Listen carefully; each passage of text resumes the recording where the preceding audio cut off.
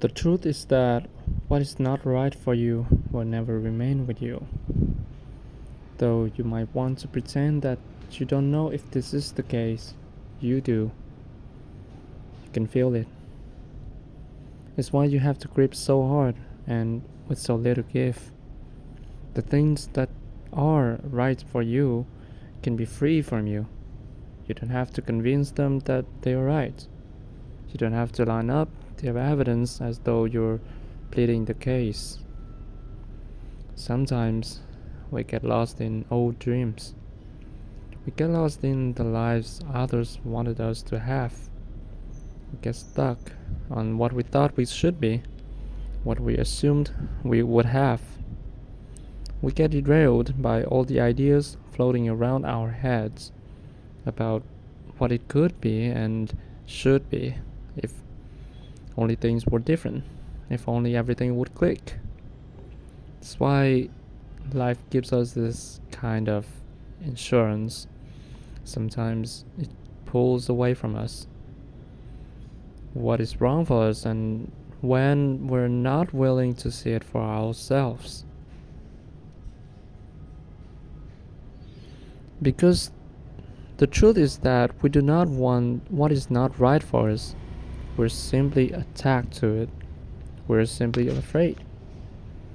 We're simply stuck in the assumption that nothing better will replace it, that its absence will open up a well of endless, infinite suffering for which there will be no solution. We do not want what is not right for us. We're just scared to let go of what we believe will make us secure. The funny part is there is nothing that makes us more insecure than hanging around what isn't right for us. There's nothing that will collapse faster. There's nothing that will bring us inner turmoil quite like it. What is not right for you will never remain in your life. And not because there are forces beyond us navigating the minutiae of our everyday lives. What is not right for you will not remain with you, because deep down, you know it's not right. You are the one who eventually lets go, sees reality, and walks away. You are the one resisting. You are the one holding back. You are the one concocting healing fantasies about how great it will be when you force something wrong to be finally right. What is not right for you does not remain with you because you don't want it, and so you don't choose it. You step away when you are ready, you let go when you are able, and you realize all along that all you were really in love with was the little trick of the lights that made you feel safe. Recovering from emotional trauma. You might think trauma is in your head in the metaphorical sense. It is actually in your body in the literal sense. Trauma is what happens when something scares you and you do not get over that fear. If you do not resolve or defeat it, you get into and remain in a sustained state of fight or flight, which is essentially the human panic response for survival. Trauma is the experience of disconnecting from a fundamental feeling of safety. Unless you are able to reestablish that connection, a particularly destructive bias distorts your worldview. You become hypersensitive, which means that you will ascribe intent, overthink, overreact, become triggered by innocuous stimuli, personalize neutral situations, and remain in a mental combat mode. After experiencing trauma, your brain will rewire itself temporarily to seek out a potential threat in anything, which makes it very difficult to both move on from the initial problem and then not to develop a victim complex. After all, Your brain is literally trying to show you every imaginable way the world could be out to get you. This is why exposure is so effective as a treatment for fear or anxiety. By gradually reintroducing the stressor into someone's life and showing them that they are able to handle it, the brain is able to return to a neutral state because a feeling of control and security is being reestablished. This is also why people who have stronger social ties and mental resilience prior to a traumatic event are more likely to use the event as a catalyst for self-reflection, growth, compassion, and healing as opposed to self-destruction. They had multiple ties to that essential feeling of safety. So even if one was eroded or severed, others still were there to support them. What happens to your brain after a traumatic event? Neurologically, we process stress in three parts of the brain. The first is the amygdala, the second is the hippocampus, and the third is the prefrontal cortex. Individuals suffering from post-traumatic stress disorder, or PTSD for short, have a smaller hippocampus, center of emotion and memory, increased amygdala function, the center of rumination and creativity, and decreased medial prefrontal / anterior cingulate function, the center that governs complex behaviors like planning and self-development. It becomes clear then why trauma tends to have the following impact on us. Our brains stop processing memory fully, leaving us with fragments of what happened, sometimes contributing to the feeling of dissociation. Our ability to manage a range of emotions decreases. We become stifled and stuck, have trouble planning for the future, and our self-development and actualization come to a halt. When we enter a state of fight or flight, our body literally ceases any advanced function that is not necessary for our survival. The body's main receptors become extremely sensitive and reactive to stimuli. This is a beautiful and essential part of being human. It's kept us alive as a species. However, it is not a state that is meant to be sustained. Centuries ago, when we were at the lower rung of actualization, or the bottom of Maslow's hierarchy, what concerned us most was physical survival. Today, our focus is primarily on self-actualization and meaningfulness and trying to feel safe through social acceptance, money, or mental acuity. With all of this gray area, it seems obvious that more people would be mentally and emotionally struggling than they did prior, despite having more physical challenges to overcome. Recovery comes down to something very simple, which is restoring the feeling of one's safety. However, the most important part of this restoration is that you must re-establish a feeling of safety in the exact area of life that traumatized you.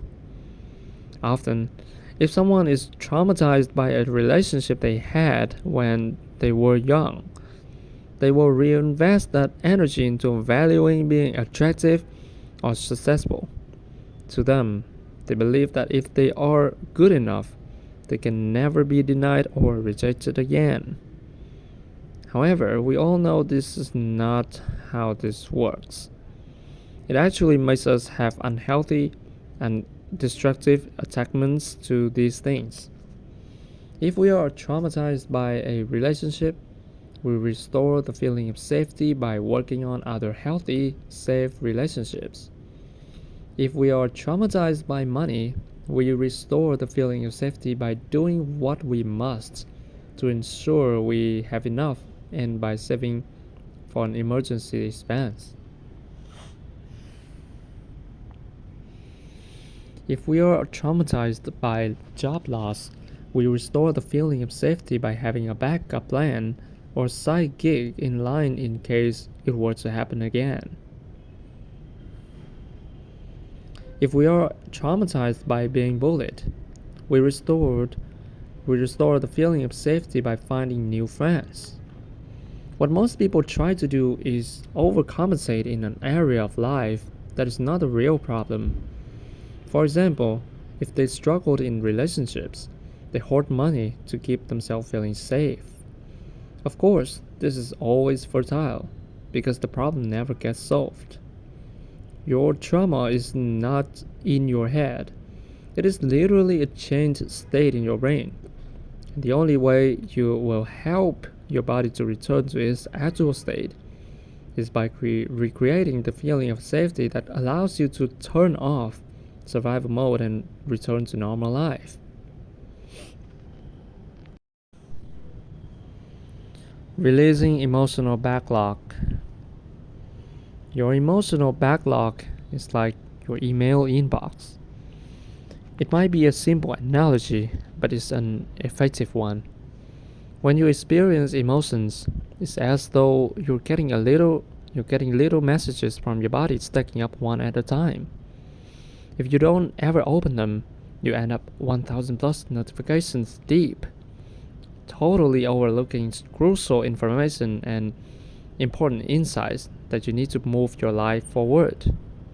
At the same time, you can't sit around all day and respond to every message just as it comes up.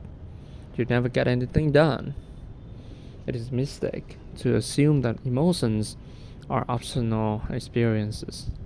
They are not. But we are masters of avoiding our feelings, and we do it in so many ways. Often, we rely on substances that physically numb us, projections and judgments that place the attention on someone else's pulse as opposed to our own, all kinds of other worldly pursuits, and on the most basic level, tensing our bodies up so efficiently that we are rendered incapable of feeling. Psychologically, you probably know that this doesn't work for long. The backlog starts to jam eventually. You are forced to sit and be still and sleep and cry and feel it all. I wish there was some poetic, mystical truth to share here, but there isn't. There is only your anatomy, the physiology of what's happening inside you when you feel. Emotions are physical experiences.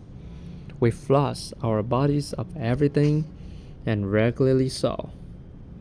We defecate, we sweat, we cry, we literally shed our entire skin once a month. Feeling are no different. There are experiences that must likewise be released. When not felt, emotions become embodied. They become literally stuck in your body. This is because they have something called a motor component, which means that the minute they begin, before you can suppress or ignore them, they create a micromuscular activation. Our bodies respond instantaneously. We often store pain and tension in the area of the body where an experience began but was never fully materialized. This is because, neurologically speaking, the part of your brain that regulates emotions, the anterior cingulate, is next to the premotor area, which means that when a feeling is processed, it immediately begins to generate a physical bodied response. The premotor area connects to the motor cortex and then spans back into the specific muscles that are going to express the emotion. Which muscles express which emotion? Well, it depends. We have a lot of language that clues us into where we have the physical reactions to emotions. We often feel fear in our stomachs. Think of a nervous stomach or a gut instinct. And heart attack in our chest. That's where the whole broken heart thing comes from. Stress and anxiety in our soldiers. Think of the weight of the world on your soldiers. And relationship problems in the neck. Think they are a pain in the neck. But it actually goes even deeper than this. Let's say that someone did something to you that crossed a boundary, and your instinct was to yell at them. However, because you understood it was not effective to literally scream, you held back. Though this may have been the right thing to do in the moment, your body may be storing residual tension in the neck or throat area. In other cases, people can experience psychosomatic effects of their emotions that are a bit more abstract, such as pain in the knees or feet when they are traumatized by moving forward in their lives, and so on. The truth is that our bodies are speaking to us in voiceless symbols. If we can learn to interpret what they are saying, we can heal ourselves in an entirely new way. So you know that emotions sometimes get stored in your body when they are not fully expressed. Be this as it is, how do we begin to flush ourselves from them? There are a number of strategies that you can use to do this, and what matters is that it's effective for you. There's no one size fits all, but there are a few options that tend to work well for most people, particularly when they are used in tandem. 1. Stop meditating to feel calm. Start meditation to just feel. I know that this goes against everything you've ever heard about meditation, but it is actually the point of meditation. If you sit down for a 10-minute session and try to force yourself to be relaxed and light, you are effectively doing the exact same type of suppression that likely gave you the need to meditate in the first place. Instead, the point of meditation is to sit idly as you experience all of those feelings come up: the rage, the fear, the sadness, the overwhelming mind chatter. And in spite of how alluring or triggering it may be, you learn to stay still and not respond to it. You learn to allow those thoughts and feelings to come up and then pass by virtue of you not reacting to them. This takes practice. 2. Use breath scans to find residual tension in the body. It usually doesn't take too much extra effort to figure out where in your body you are storing pain. You feel it. It's in your chest, your stomach, your shoulders, whatever is bothering you. However, if you aren't sure, or if you want to zero in specifically on where that pain is, do something called a breath scan. In this, you will breathe in and out slowly and without taking a break between breaths. When you do this, you will begin to notice that you might hit a snag or hiccup somewhere. That in the process of taking your breath, you will start to feel precisely where in your body you're storing tension. Once you know, you can start to go into that feeling more, visualizing what it is, where it came from, and what it needs you to know. Often in this scenario, we're brought back to specific memories or past versions of ourselves that need assistance or guidance. Use a journal to write down what you experience and see. And remember that the body often speaks in metaphors, so don't necessarily take everything literally. Third, sweat, move, cry. The last, the hardest, the most important part of releasing your emotions is really the only thing you have to do. You have to feel them. Sometimes this means allowing yourself to feel like total shit. Sometimes this means pushing yourself through a workout, yoga, stretching, walking, or confronting triggering thoughts and letting yourself cry out what's bothering you. Remember that emotional health is not the experience of being perpetually calm and happy all of the time. It is the experience of allowing a range of emotions, both good and bad, and not getting too stuck on either one. Similarly, mental health and self mastery is the ability to see and feel and experience a thought without responding to it. The response or lack thereof is where we regain our power, reclaim our lives. You were not born to be perfect. You were not born to be happy all of the time. But if you can commit each day to doing the work of being fully human and feeling even when you are afraid, you can transcend in a way that is truly beautiful.